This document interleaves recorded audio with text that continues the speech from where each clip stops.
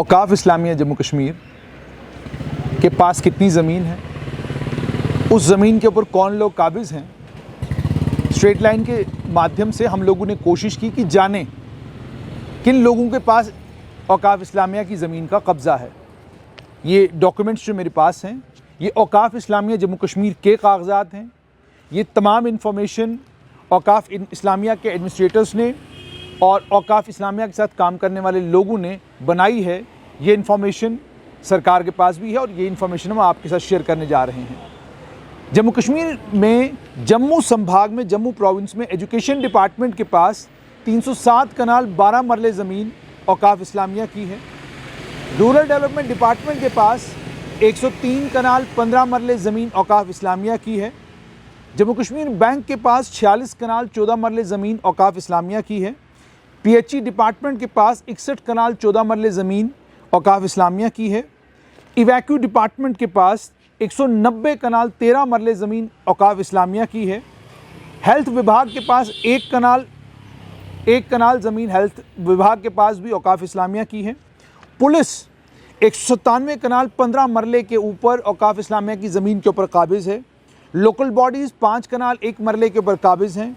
5 मरले के ऊपर एक पोस्ट ऑफिस है जो औकाफ इस्लामिया की ज़मीन के ऊपर बना हुआ है। पावर डेवलपमेंट डिपार्टमेंट के पास 2 कनाल 16 मरले ज़मीन है। इरिगेशन फ्लड कंट्रोल के पास 10 कनाल 9 मरले ज़मीन है। PWD डिपार्टमेंट के पास 39 कनाल 7 मरले ज़मीन है और रेलवेज़ विभाग के पास 51 कनाल 9 मरला ज़मीन है।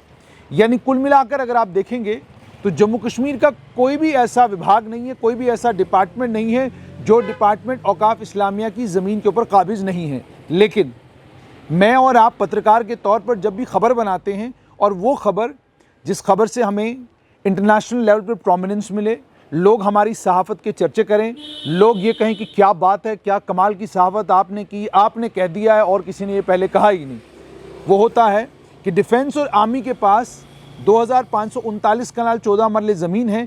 इतने ही इन्हीं मरलों को हम बार बार लिखते हैं, इन्हीं मरलों के ऊपर हमारा रोना धोना होता है और इन्हीं मरलों को लेकर हम बार बार ये कहते हैं कि देखिए जी औकाफ की इतनी बड़ी इमलाक जो है वो आर्मी के पास है, वो काबिज़ हैं उसके ऊपर, वो ऐसे हैं उसके ऊपर, वो ऐसे वैसे हैं उसके ऊपर। ये सब हम इसलिए करते हैं क्योंकि इससे हमें हेडलाइन भी अच्छी मिलती है, खूबसूरत तरीके से हमारी खबर भी जो है फ्रंट पेज के ऊपर डिस्प्ले होती है और हमें बड़ा पत्रकार कहा जाता है कि ये बहुत बड़े पत्रकार हैं क्योंकि उन्होंने बहुत बड़ी खबर लिखी है। लेकिन हकीकत ये है कि औकाफ इस्लामिया की ज़मीन जिसको मिली, क्योंकि मुफ्त में मिली, जिसको भी मुफ्त में मिली उसने उस ज़मीन के ऊपर बड़ी बड़ी प्लेशियल बिल्डिंगें बनाई, वो उस ज़मीन के ऊपर कारोबार कर रहा है, वो उस कारोबार से अपनी कमाई कर रहा है। लेकिन औकाफ के ख़जाने में वो जमा जो है टके कर रहा है। और जब मैं टकों की बात कर रहा हूँ, आज के 21वीं सदी के ज़माने में जब आपको ये पता चलेगा कि औकाफ इस्लामिया की एक प्रॉपर्टी प्राइम लैंड पर है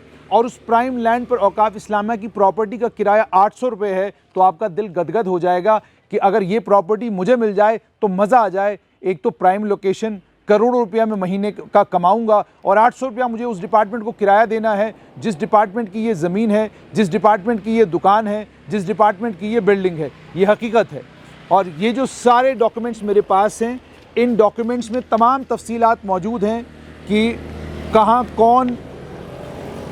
कौन किसके कब्ज़े में औकाफ की ज़मीन है। अगर मैं जम्मू की बात करूँ, रिहाड़ी का कब्रिस्तान खसरा नंबर 30 15 मरले की ज़मीन है। वहाँ पर जम्मू म्यूनसिपल कॉरपोरेशन ने वहाँ पर बाथरूम बनाया है और उसके अलावा कुछ और भी कंस्ट्रक्शंस वहाँ पर हुई हैं। इसी तरीके से अगर मैं गोल पंचपीर की बात करूँ, मकबरा बेगम की बात करूँ, चक लालदीन की बात करूँ, मैं कुंजवनी तहसील की बात करूँ मैं, या अन्य और कई इलाके हैं जिन इलाकों में लोकल्स ने इन ज़मीनों पर कब्ज़ा किया है। अब मान लीजिए अगर आप आम आदमी की बात करेंगे कि उससे कब्ज़ा वापस लेना ज़रा मुश्किल काम है, कोर्ट में चले जाते हैं, लिटिगेशन हो जाती है, उस लिटिगेशन में सालों लग जाते हैं। लेकिन सवाल ये है कि 2014 तक जम्मू कश्मीर में तो वो तमाम सरकारें थी जो तमाम सरकारें DDC के इन चुनाव में अपने आप को मुसलमानों का सबसे बड़ा रहनुमा, सबसे बड़ा रहबर और मुसलमानों के यूँ समझ लीजिए कि मसीहा कह रहे हैं। तो 2014 तक जब इन लोगों की हुकूमतें थीं, स्कूल एजुकेशन विभाग से ज़मीन वापस लेना मुश्किल क्यों था? क्यों रूरल डेवलपमेंट डिपार्टमेंट से आपने औकाफ की ज़मीन वापस नहीं ली? पीएचई डिपार्टमेंट से आपको ज़मीन वापस लेने से कौन रोक रहा था? इवैक्यू डिपार्टमेंट से ज़मीन वापस लेने से आपको कौन रोक रहा था? हेल्थ विभाग से आप ज़मीन वापस ले सकते थे, आपने क्यों नहीं ली? लोकल बॉडीज़ जम्मू से आप ज़मीन वापस ले सकते थे, आपने क्यों नहीं ली? जम्मू के पोस्ट ऑफिस से आप ज़मीन वापस ले सकते थे, आपने क्यों नहीं ली? और आप खुद मानते हैं ये एनक्रोचमेंट है, हुकूमत कहती है ये एनक्रोचमेंट है। पावर डेवलपमेंट डिपार्टमेंट तो आपके अपने पास था, तब तो यूनियन टेरिटरी भी नहीं थी, हम पूरी स्टेट थे और स्टेट में सारी मशीनरी आपके हाथ में थी, तो पीडीडी विभाग से ज़मीन लेने में आपको परेशानी क्यों आई? इरिगेशन फ्लड कंट्रोल विभाग से ज़मीन वापस लेने में आपको दिक्कत क्यों आई? पीडब्ल्यूडी विभाग से आप ज़मीन वापस क्यों नहीं ले सके? रेलवेज़ विभाग से आप ज़मीन वापस क्यों नहीं ले सके? सवाल ये है, जहाँ पर आम लोगों के पास जो ज़मीन है उस ज़मीन को लेकर वावेला भी किया जाता है, उस ज़मीन को लेकर ये भी कहा जाता है कि ज़रा खबर करिए और ये देखिए कि औकाफ की कितनी ज़मीन जो है उस पर आम लोगों ने कब्ज़ा करके रखा हुआ है। लेकिन वहाँ पर ये बात बिल्कुल नहीं कही जाती कि जम्मू कश्मीर के जो अलग अलग विभाग हैं उन विभागों के पास कनालों के हिसाब से औकाफ की ज़मीन है। किसी भी हुकूमत ने कभी भी कोई कोशिश नहीं की कि इन ज़मीनों को उन विभागों से वापस लेकर औकाफ इस्लामिया को रिस्टोर कराया जाए। अगर औकाफ इस्लामिया इसको एनक्रोचमेंट कहती है तो कम से कम सरकार ये तो कर सकती थी कि इन तमाम विभागों से किराया वसूलती और किराया वसूल करके औकाफ इस्लामिया के ख़जाने में डिपॉजिट करती। वो तो हुकूमत के लिए आसान काम था, क्योंकि स्कूल एजुकेशन विभाग तो आपके अपने पास था। उस स्कूल एजुकेशन विभाग से इस ज़मीन का किराया लेना, इन प्रॉपर्टीज़ का किराया लेना मुश्किल काम थोड़ी था। ये सब चीज़ें तो हो सकती थी। और उसके बाद एक और मामला जो कोर्ट में गया हुआ है वो मामला है औकाफ इस्लामिया की एक पार्किंग है जो ठीक आपको गोल मार्केट में पहलवान के सामने पार्किंग नज़र आती है। उस पार्किंग के ऊपर भी एक प्राइवेट पार्टी ये कहती है कि ये पार्किंग हमारी है, ये ज़मीन हमारी है। वो प्राइवेट पार्टी कौन सी है? उस प्राइवेट पार्टी को आपने पब्लिकली आइडेंटिफाई क्यों नहीं किया? दूसरे धर्म से, दूसरे समुदाय से या दूसरी बिरादरी से आने वाले लोगों को उनकी फ़ौरन पहचान भी की जाती है, उनका फ़ौरन नाम भी लिया जाता है और उन्होंने कब्ज़ा किया है, वो ज़बरदस्ती इस पर काबिज़ हैं। ये तमाम बातें इसलिए कही जाती हैं ताकि कहानी दुनिया को ये सुनाई जा सके कि जनाब सब तो लोकल लोगों ने कब्ज़े कर लिए, बाकी हम लोग बहुत अच्छे हैं, हमने कुछ भी नहीं किया। जबकि हकीकत ये है कि 307 कनाल के करीब ज़मीन एजुकेशन डिपार्टमेंट के पास है। इसको वापस लेने में क्या दिक्कत थी? दिक्कत तो आम आदमी को समझी जा सकती है ना, क्योंकि आम आदमी कोर्ट में जा रहा है।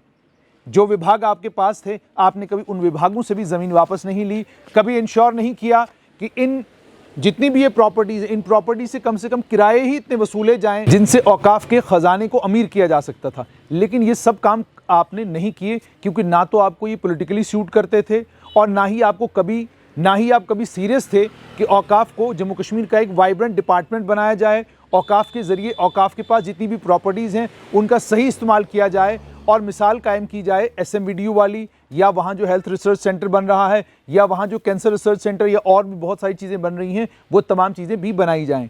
अब सवाल ये है कि अब औकाफ तो वक्फ हो गया है और वक्फ बोर्ड बनने जा रहा है। इससे पहले भी बोर्ड ही थे जो तमाम काम कर रहे थे, और बोर्ड में जो काम करने वाले लोग हैं या जो लोग बोर्ड के मेंबरान रहे हैं, जब मैं उनसे बात करता हूँ तो वो भी, उनसे जब पूछा जाता है कि आपने क्या किया, वो कहते हैं जी आप देखिए हमने बड़ा खूबसूरत हज हाउस बनाया, आप देखिए जी हमने फ़लाँ रेस्ट हाउस बनाया, आप देखिए जी हमने फ़लाँ चीज़ बनाई, हमने फ़लाँ चीज़ बनाई। लेकिन वो ये नहीं कह पाते कि हमने एक अच्छा कैंसर रिसर्च इंस्टीट्यूट बनाया, हमने एक टॉप क्लास एजुकेशन इंस्टीट्यूशन जो है जम्मू कश्मीर को औकाफ के ज़रिए दिया, हमने मॉडर्न तर्ज़ों पर चलने वाला एक बेहतरीन हस्पताल औकाफ के ज़रिए जम्मू कश्मीर को दिया। ये तमाम चीज़ें वो कह ही नहीं सकते, क्योंकि इस तरफ ना किसी का ध्यान जाता है और ना कोई ये समझता है कि एक कौम के लिए या एक मुल्क के लिए, एक रियासत के लिए, एक यूनियन टेरिटरी के लिए सबसे बड़ा तोहफ़ा किसी भी मजहबी जमात का, मजहबी इदारे का, किसी एक धर्म, किसी एक समुदाय से ताल्लुक़ रखने वाले इदारे का सबसे बड़ा कंट्रीब्यूशन ये है। अगर आप एक बेहतरीन अस्पताल बनाते हैं, आप एक बेहतरीन स्कूल बनाते हैं, आप एक बेहतरीन पार्किंग स्लॉट बनाते हैं, आप एक मल्टी स्टोरी पार्किंग स्लॉट बनाते हैं, आप एक खूबसूरत मॉल बनाते हैं, क्योंकि इससे जितना भी किराया आपके पास आएगा, इससे जितना भी पैसा आप लोग जमा करेंगे, उस पैसे का इस्तेमाल सिर्फ़ और सिर्फ एक समुदाय या एक धर्म के लोगों का भला करने के लिए नहीं, बल्कि पूरे के पूरे समाज का भला करने के लिए किया जा सकता है। मगर जब मायोपिक आई के साथ हम लोग चीज़ों को देखना शुरू करते हैं कि लाल है तो मुझे लाल देखना है, हरा है तो मुझे हरा देखना है, हरे के अलावा मुझे कुछ नहीं देखना, और मुझे देखना वही है जिससे मेरी खबर तीखी, मज़ेदार बने और लोगों के बीच में जब ये खबर जाए लोग मुझे कहें ये बड़ा पत्रकार है।